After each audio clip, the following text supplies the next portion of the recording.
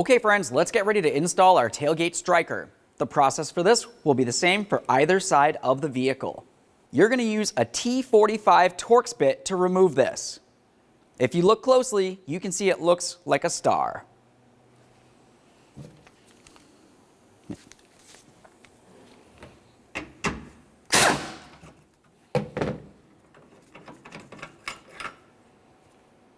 There it is, friends.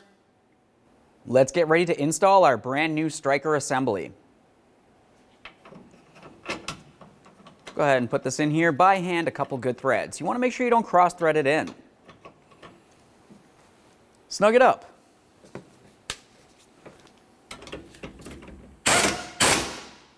Once you're sure it's tight, go ahead and test its functionality. Close the tailgate, make sure it's secure, open the tailgate, make sure it functions properly. Thanks for watching.